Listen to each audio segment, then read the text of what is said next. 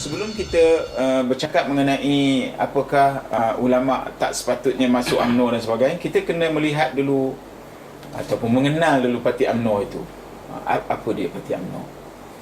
Kalau kita tengok parti UMNO itu, ianya merupakan hidayah daripada Allah Subhanahu Wa Taala yang dikurniakan oleh Allah kepada orang Melayu Islam.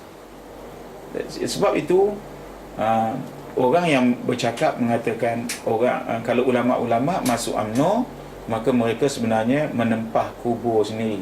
Saya setuju, menempah kubur itu maksudnya, menempah kubur sendiri itu maksudnya ialah mereka ini telah dapat menentukan supaya mereka menempah suatu makam yang mulia untuk membina agama. Kerana UMNO sudah mengikrarkan dirinya menegak, mengembang dan mempertahankan agama Islam sebagai agama resmi tanah air. Itu ikrar kita dalam pertubuhan UMNO. Jadi kita rasa cakap-cakap yang seperti ini akan terus dibuat oleh mereka kerana mereka cuba menjadi Allah, memberi hukum hakam, sedangkan Al-Quran tidak mengajar manusia menjadi Allah, menjadi penghukum. Al-Quran pada orang UMNO ialah panduan, petunjuk. Al-Quran petunjuk, bukannya Al-Quran telah menetapkan awak kalau parti PAS awak boleh menghukum orang tu boleh kafir misalnya. Orang tu ini menempah kuburnya, mengumpah kuburnya sendiri, ataupun orang ni salah kalau memilih UMNO. Ini artinya menghukum. Islam dalam UMNO tidak menjadikan Al-Quran untuk menghukum orang, tetapi kita menjadikan Al-Quran itu petunjuk bagi membangunkan agama. Parti kita jadikan alat bagi membina agama.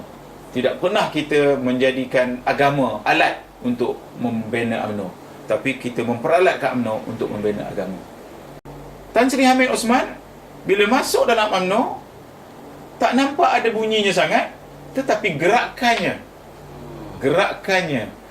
telah menyebabkan guru-guru agama yang dulunya dipandang sepi, sekarang ni sama taraf guru agama dengan guru sekolah kebangsaan. Sama taraf, gajinya sama. Guru agama dicemai kerana mengajar je, tak ada latihan.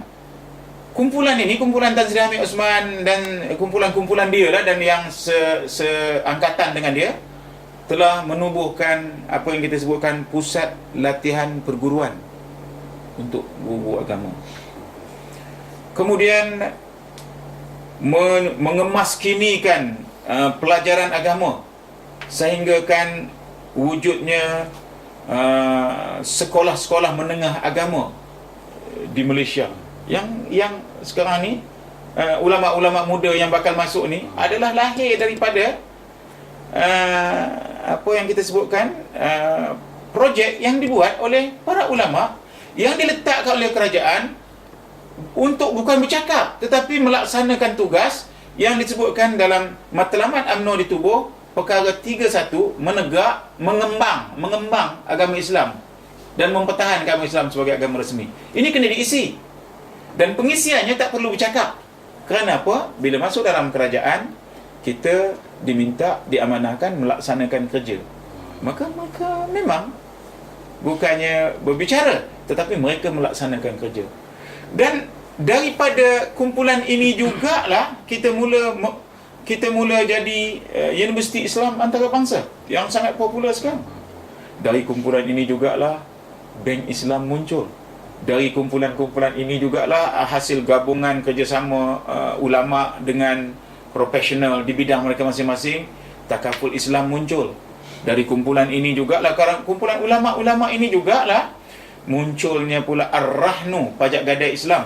Dari kumpulan-kumpulan ini jugalah sekarang ini kita sedar bahawa halal hak adalah merupakan perniagaan yang sepatutnya dimonopoli oleh orang Islam.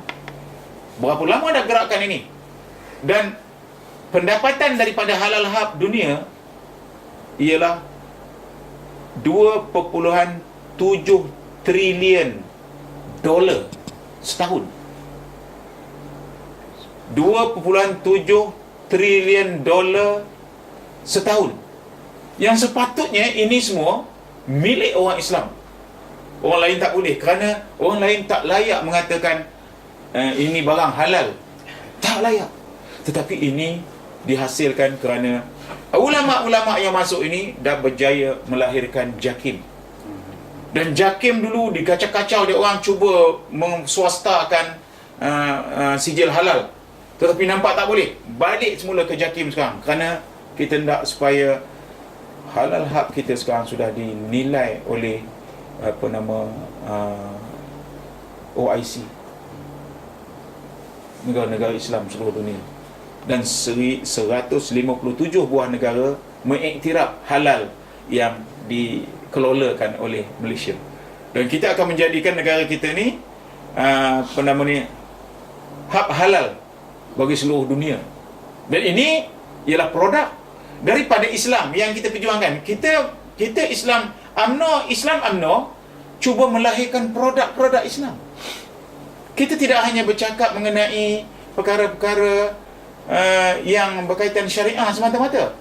Kita cuba memperlihatkan Islam itu ada produknya. Jadi Bank Islam produk, pajak gadai Islam produk, takaful tu insurans Islam adalah produk, hab halal produk, tabung haji. Siapa yakin kalau ulama PAS lah takkan bersetuju dia dengan tabung haji ni? Dia ada saja halnya. Tetapi apa jadi sekarang? Kita dikatakan oleh Raja Saudi sistem yang terbaik sekali dalam dunia ialah tabung haji sekarang ni. Jadi ini semua kalau nak kita cakapkan terlalu panjang, hal-hal yang berkaitan dengan macam ni, macam mana majlis-majlis agama Islam memainkan peranan. Yang ini semua dicantum di bawah JAKIM semua sekarang.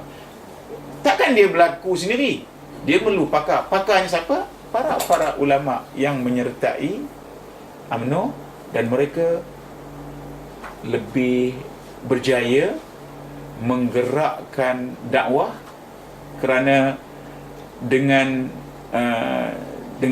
lahirnya Bank Islam, Islam makin tinggi martabatnya. Kerana selama ini kita menggunakan bank Yahudi, bank Amerika, sekarang ni ada bank Islam, Malaysian punya produk. Ini menyebabkan kita sekarang ni lebih tinggi taraf kita. Dan Islam kita tu, ini Islam ada produk. Selama ini orang melihat Islam bukan produk. Islam itu syariah semata-mata, hukum hakam aja. Tetapi Islam yang dibawa oleh UMNO, kita dah janji tadi tegak dah, mengembang ni. Orang ingat meramaikan orang masuk Islam.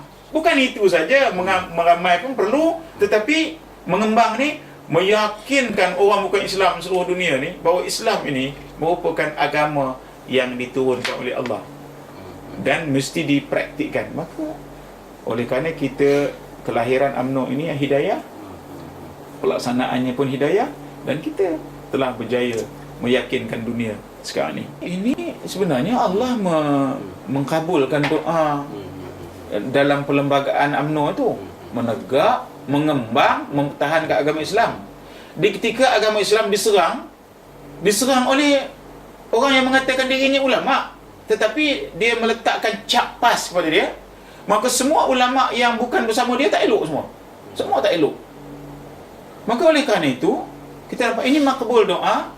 Ulama pula, tambah pula kalau ulama kontroversi masuk bersama dengan kita, yang mereka berharap masuk kepada kita, ini benar-benar menyusahkan hati mereka. Sebab itu kita jangan terperangkap sehingga kan semua ulama mereka marah, tak setuju. Apa? Itu takut namanya. Itu ialah suatu sindrom ketakutan yang dia tak perasan dipaparkannya melalui riuh rendah, dengan harapan supaya ulama-ulama yang nak masuk ni ghostan. Keputusan ni tak betul, ghostan kerana ditekan di kawan-kawan.